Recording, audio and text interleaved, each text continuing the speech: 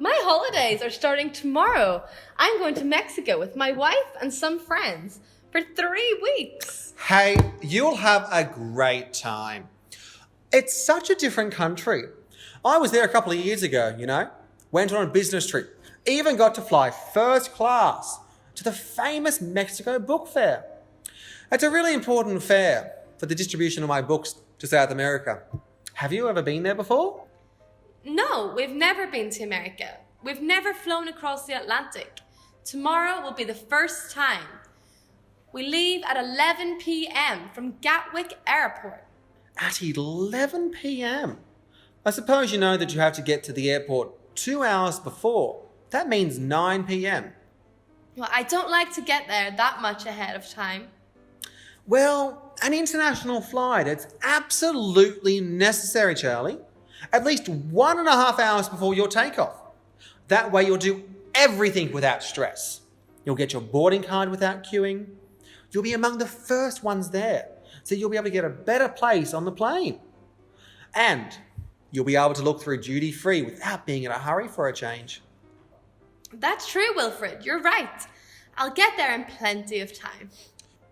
You'll have to take the train to Victoria Station then.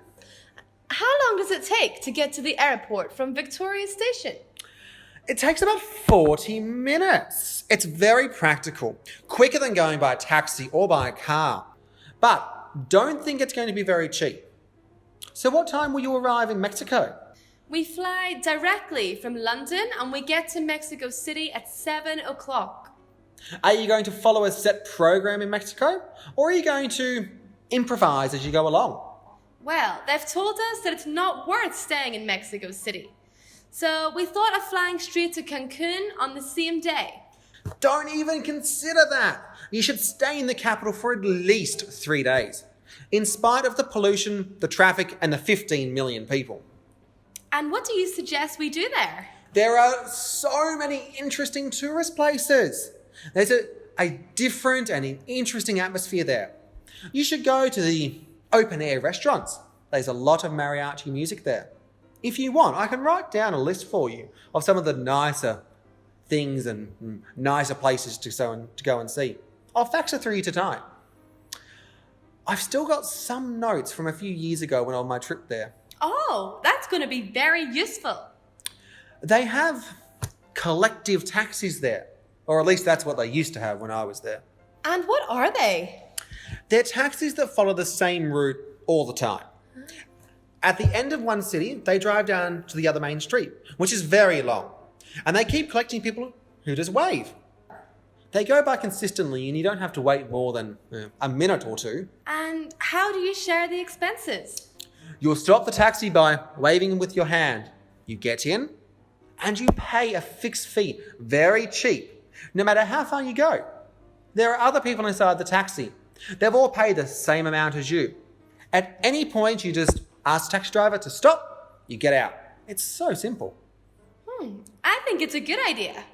A very good one. I honestly don't understand why we don't have this in other cities. I've only seen this in Mexico. And I think the Mexican economy is much better now. Yes, indeed. They're solving the crisis they had some years ago. The whole South American continent is getting both better politically and economically. But there's a lot of crime in some countries. In Mexico, you are going to need to be very careful when you go out at night there, Charlie. Well, Wilfred, when I get home tonight, I'm going to start packing my cases. Don't forget to send me the fax. When we get to Mexico City, we'll make a toast for you. And when we get back, I'll invite you round for dinner to tell you all about our trip. I just think you're going to have a wonderful time. I envy you, Charlie. I wish I was in your place.